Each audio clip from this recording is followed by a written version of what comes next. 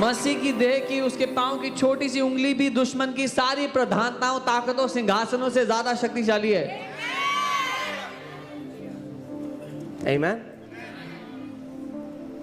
We have to see, if you don't understand your union, you will just see Jesus seated there on the right hand of God. अगर आप उसके साथ एक हो जाने को नहीं समझोगे तो आप देखोगे That he is seated alone. कि आप देखोगे यीशु अकेला बैठा सिंहासन But the Father didn't raise him alone. पर पिता ने उसको अकेले जिंदा नहीं किया मुर्दों में से। The Bible says in Ephesians chapter 4, when we were dead in our sins and trespasses, the Father raised us up together with Christ Jesus and made us sit together with him in the heavenly places, far above principality and power and might and dominion and every name that it has to be named, not only in this age but in ages to come. You are seated far above.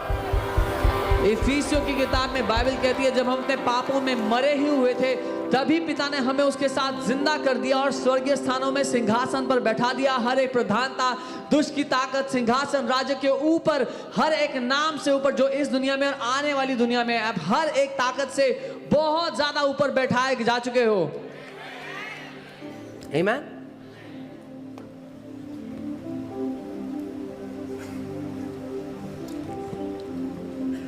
We are the spiritual body of Jesus. हम यीशु मसीह की आत्मिक देह, उसका आत्मिक And शरीर। what he did through his physical body is supposed to now happen through his spiritual body. और जो उसकी शारीरिक देह ने कर दिया, अब उसकी आत्मिक देह को करना है। Let me ask you this question. Can devil defeat Jesus? मैं आपसे पूछता हूँ, क्या शैतान यीशु को हरा सकता है? Then he cannot defeat you because you are the body of Jesus. तो वो आपको भी नहीं हरा सकता क्योंकि आप मसीह की देह हो। And this is not a statement. This is not to excite you. This is the truth from the Bible. और ये कोई वाक्य नहीं है, कोई कहने की बात नहीं है, वचन का सत्य है ये। I have been united with Christ Jesus. That's my identity now. मैं मसीह यीशु के साथ एक हो चुका हूँ, ये मेरी पहचान है। Amen. And I have been saying this in every Sunday. Let me say that again so that the gospel, right? Galatians 2:20, a version of the Bible says, Jesus took me on the cross and killed me there, and now he is using my body. Galatia 2:20 एक अनुवाद ऐसा कहता है कि यीशु ने मेरे शरीर को लिया और क्रूस पर मुझे मार दिया और अब वो मेरे शरीर का इस्तेमाल कर रहा है। Amen. So let him. तो करने दो। That's the gospel. ये सुसमाचार है, That's the gospel. ये सुसमाचार है। Jesus is using your body. यीशु आपके शरीर का इस्तेमाल कर रहा है। Anyway, there is so much I want to share today. और बहुत कुछ है जो आज बताना चाहता Hallelujah. हूँ। Hallelujah. You know, I've told you. Some people say, I wish if I was alive in the time of Jesus. कुछ लोग कहते हैं काश मैं यीशु के समय में जिंदा होता, I would have loved to sit under his teachings. मुझे उसके पाँव में बैठकर उसकी शिक्षा सुनने को But मिलती। do you know, one time he preached for 3 days straight and didn't stop even when people were fainting. और आपको पता है एक बार वो 3 दिन तक प्रचार करता रहा बिना रुके और लोग बेहोश हो रहे थे तब भी, And he's just preaching. और वो प्रचार कर रहा है। I think the ushers would have started falling. Ushers भी गिरने लग गए And then the disciples और came. फिर चेले आ गए। Oh, son of David, have mercy on me. Dawood के पुत्र दया दिखा थोड़ी। And as he is, so am I. और जैसा वो है वैसे ही मैं भी हूँ। So, some people say, oh, 4-hour church. कुछ तो कहते हैं 4 घंटे होती है चर्च। 3 दिन भी करेंगे हम. We will have 3-day services also. Okay. So the Lord shall send the rod of your strength out of Zion. So परमेश्वर तुम्हारे पराक्रम का राजदंड सियोन से Rule भेजेगा। in the midst of your enemies. अपने दुश्मनों के बीच में राज कर। Turn to your neighbor and say, neighbor, rule in the midst of your enemies. अपने पड़ोसी को कहो अपने दुश्मनों के बीच में राज कर। So, you know, I think it was 2018, I guess, or 17. And what happened? 2017-18 I just got a normal cough. मुझे हल्की खांसी हुई, I didn't pay much attention. ज़्यादा मैंने ध्यान नहीं दिया उस पर, And then it increased. और फिर बढ़ने लगी And went to a point wherein I could not stop coughing. और उस जगह पहुंच गई जहाँ मैं रोक नहीं सकता था अपने आप को खांसने And my ribs became so sore because I could not sleep all night. और मेरी छाती दर्द करने लगी क्योंकि मैं रात भर सो नहीं पाया था उसकी वजह से। It was sore. No, I think it was I think it was earlier. Yeah, but I don't remember the year, but 2016, 17, something साल like that. याद नहीं है, 16-17 के आसपास।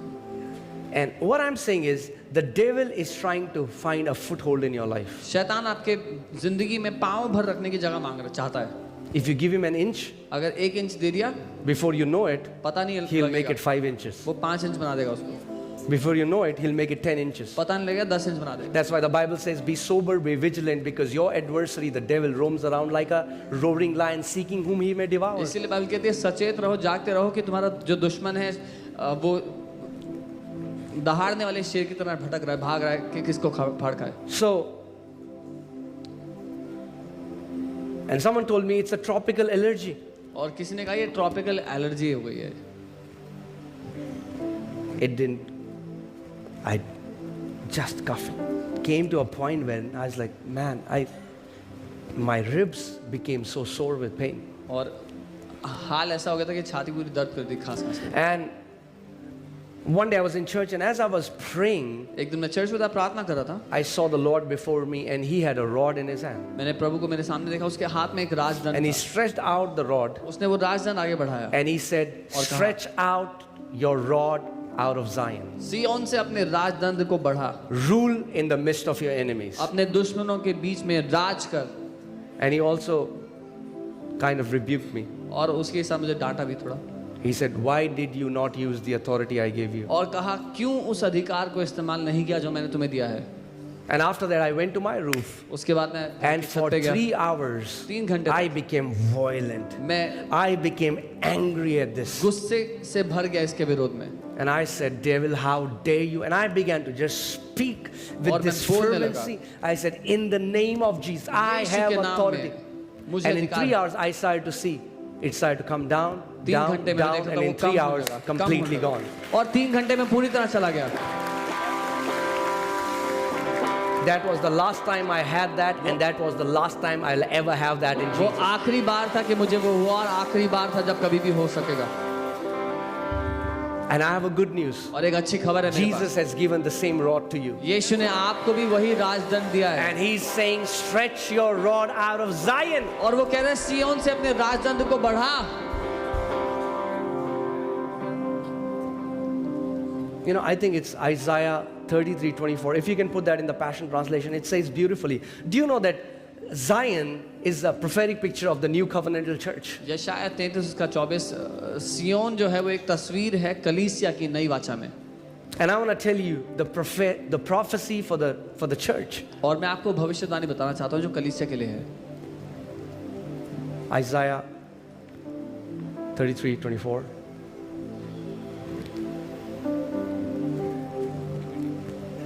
It says, no one in Zion will say I am sick. और उसमें लिखा है कि सिय्योन में कोई भी ये नहीं कहेगा कि वो बीमार है। No one in Zion will say that I am sick. सिय्योन में कोई भी ये नहीं कहेगा कि वो बीमार है। Come on, can you read it together? Is that possible? क्या ये संभव Do है? you believe the Bible? क्या आप बाइबल को Then मानते this is हो? written for you. तो ये आपके लिए लिखा है। No inhabitant of Zion will say, I am sick. सिय्योन का कोई भी निवासी ये नहीं कहेगा कि वो बीमार है। Come on, man. You know the time is coming when there will be no sick people in the church. आप जानते हैं वो समय आ रहा है जब कलीसिया में कोई बीमार व्यक्ति नहीं होगा। I don't know what your doctrine is, what you believe, but I'm telling you, I had an encounter. 4 o'clock in the morning, the Lord woke me up and gave me a message for the glorious church. मुझे नहीं पता आप क्या मानते हैं, लेकिन एक दिन सुबह 4 बजे परमेश्वर ने मुझे उठाया और मुझसे बात करने लगा महिमा से भरी कलीसिया के बारे में। And he said, my glorious bride is rising all over the world. उसने कहा पूरी दुनिया भर में मेरी महिमा से भरी And a दुल्हन खड़ी हो रही sign है। of that bride is that there will be no sick people in my church. और उस दुल्हन का एक चिन्ह होगा कि मेरी कलीसिया में कोई भी व्यक्ति बीमार नहीं होगा। If that could happen with Israelites who were living in an inferior covenant when the blood was not shed, when the price was not paid, how much more for us when we are a part of a new covenant, when the blood has been shed, the price has been paid. अगर इसराइलियों के लिए ये हो गया था, जिनके लिए लहू नहीं बहाया गया, उनके लिए दाम नहीं चुकाया गया, तो उससे कितना ज्यादा हमारे लिए होगा। हमारे लिए लहू बहाया जा चुका है, दाम चुकाया जा चुका है। The Bible says for Israelites that Lord brought them out with gold and silver and there was none feeble or sick among them. Bible कहती है परमेश्वर उनको जब लेकर के आए तो सोने और चांदी से लदे हुए, और उनमें से कोई भी बीमार नहीं था। Amen. And the Lord told me, and you know, when I heard this word, I was like, और जब मैंने ये वचन सुना तो मैं थोड़ा हैरान था। where is that in the Bible? वचन ये बाइबल में कहाँ है प्रभु? It's here. यहाँ है। And he said, as a sign that I'm telling it to you, and let me see how many people were there at that time. How many people were with us in, was it Raja Garden? How many people were with us? If you were a part of us from Raja Garden, just अगर राजा garden के move समस्या your आप hand. साथ हैं, Okay. That's when the church was started. It was a small house church. तब कलीसिया शुरू हुई थी, छोटी घर में कलीसिया थी। And the Lord said, और प्रभु ने कहा, as a sign that I'm giving you this word, I want you to give the word and then declare, and I'm going to put money into people's accounts supernaturally. एक चिन्ह के रूप में कि मैंने तुमसे ये बात की है, तुम इस बात की घोषणा करना और मैं लोगों के अकाउंट में अलौकिक रूप से पैसे डालूंगा। And I said, no, God. मैंने कहा नहीं प्रभु नहीं, I said, I don't want to be tagged as a false prophet. मुझे झूठा भविष्यवक्ता का तमगा नहीं चाहिए। Everyone has ditched my party to go to Mintra's.